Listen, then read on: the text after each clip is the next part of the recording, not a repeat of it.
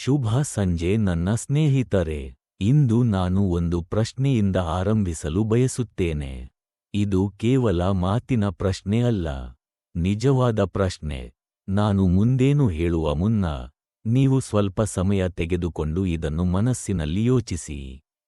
ನೀವು ನಿಮ್ಮ ಇಚ್ಛಿತ ಸ್ಥಿತಿಯಲ್ಲಿ ದಿನಕ್ಕೆ ಎಷ್ಟು ಗಂಟೆಗಳು ನಿಜವಾಗಿಯೂ ಬದುಕುತ್ತೀರಿ? ಕಲ್ಪನೆ ಮಾಡುತ್ತೀರಾ, ಆಲೋಚಿಸುತ್ತೀರಾ, ಅಥವಾ ಆಶಿಸುತ್ತೀರಾ? ಅಲ್ಲ, ನೀವು ಅದರಲ್ಲಿ ನಿಜವಾಗಿಯೂ ಬದುಕುತ್ತೀರಾ? ನಿಮ್ಮನ್ನೇ ನಿಷ್ಠೆಯಿಂದ ಕೇಳಿ, ನಿಜವಾಗಿಯೂ ನಿಷ್ಠೆಯಿಂದ, ಏಕೆಂದರೆ ಈ ಒಂದು ಪ್ರಶ್ನೆಯ ಉತ್ತರವೇ ನಿಮ್ಮ ಜೀವನದಲ್ಲಿ ನಡೆದ ಪ್ರತಿಯೊಂದು ಮ್ಯಾನಿಫೆಸ್ಟೇಷನ್ ಅನ್ನು ವಿವರಿಸುತ್ತದೆ. ಏನು ಬಂದಿತು, ಏನೂ ಬರಲಿಲ್ಲ, ಏಕೆ ಕೆಲವು ಕನಸುಗಳು ತಿಂಗಳುಗಳು ಅಥವಾ ವರ್ಷಗಳಿಂದ ಅದೆಲ್ಲೇ ನಿಂತಿವೆ? ಹಾಗಾದರೆ ಎಷ್ಟು ಗಂಟೆಗಳು? ಹೆಚ್ಚಿನ ಜನರಿಗೆ ಉತ್ತರ 1 ಗಂಟೆ ಅಥವಾ 2 ಗಂಟೆಗಳು, ಬಹುಶಃ ಅದಕ್ಕಿಂತ ಕಡಿಮೆ. ಆ ಒಂದು ಗೋಲ್ಡನ್ ಅವರ್, ನೀವು ಮಲಗುವ ಮುನ್ನ. ಆ ಸಮಯದಲ್ಲಿ ನಿಮ್ಮ ದೃಶ್ಯ ಸ್ಪಷ್ಟವಾಗಿರುತ್ತದೆ, ಭಾವನೆ ನಿಜವಾಗಿರುತ್ತದೆ. ಒಂದು ಕ್ಷಣಕ್ಕೆ ನೀವು ನಿಜವಾಗಿಯೂ ಅನುಭವಿಸುತ್ತೀರಿ, ಇದು ಆಗಿದೆ. ನೀವು ಅದೇ ಭಾವನೆಯಲ್ಲಿ ಮಲಗುತ್ತೀರಿ.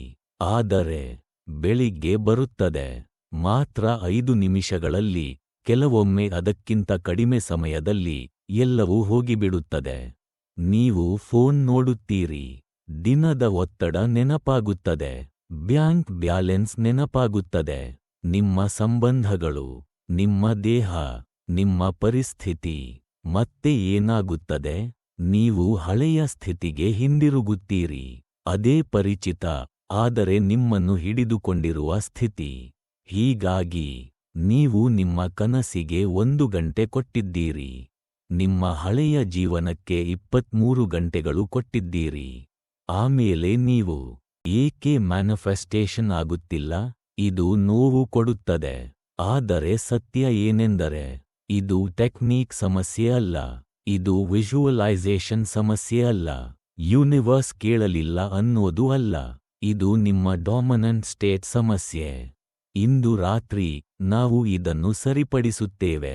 ಹೊಸ ಟೆಕ್ನಿಕ್ ಮೂಲಕ ಅಲ್ಲ, ಬಲವಾದ ಪ್ರಾಕ್ಟೀಸ್ ಮೂಲಕ ಅಲ್ಲ, ಆದರೆ ನಿಮ್ಮ ಮ್ಯಾನಿಫೆಸ್ಟೇಷನ್ ಬಗ್ಗೆ ಇರುವ ಅರಿವನ್ನೇ ಬದಲಾಯಿಸುವ ಮೂಲಕ.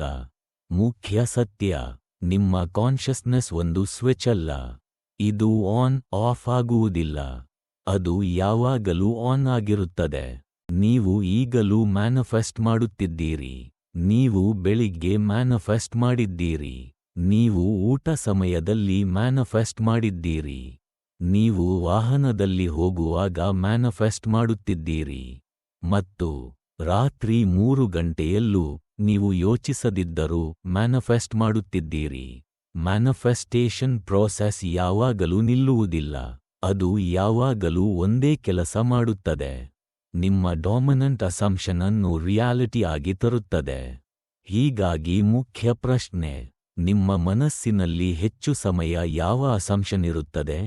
ಹೆಚ್ಚಿನ ಜನರಿಗೆ ಉತ್ತರ, ಅವರ ಈಗಿನ ಪರಿಸ್ಥಿತಿ, ಅವರ ಐಡೆಂಟಿಟಿ, ಅವರ ಹಳೆಯ ಹ್ಯಾಬಿಟ್ಸ್, ಅವರ ವರ್ಷಗಳ ಕಂಡೀಷನಿಂಗ್. ಅವರು 1 ಗಂಟೆ ಡ್ರೀಮ್ ಸ್ಟೇಟ್ನಲ್ಲಿ ಇರುತ್ತಾರೆ, 23 ಗಂಟೆಗಳು ಕರೆಂಟ್ ರಿಯಾಲಿಟಿನಲ್ಲಿ ಇರುತ್ತಾರೆ.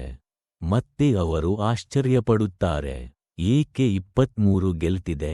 ಸತ್ಯ, ಅದು ಗೆಲ್ಲಲೇಬೇಕು, ಏಕೆಂದರೆ ಮ್ಯಾನಿಫೆಸ್ಟೇಷನ್ ನೀವು 60 ನಿಮಿಷ ಏನು ಮಾಡುತ್ತೀರೋ ಅದರಿಂದ ಬರುವುದಿಲ್ಲ, ನೀವು ಹೆಚ್ಚು ಸಮಯ ಏನು ಆಗಿರುತ್ತೀರೋ ಅದರಿಂದ ಬರುತ್ತದೆ.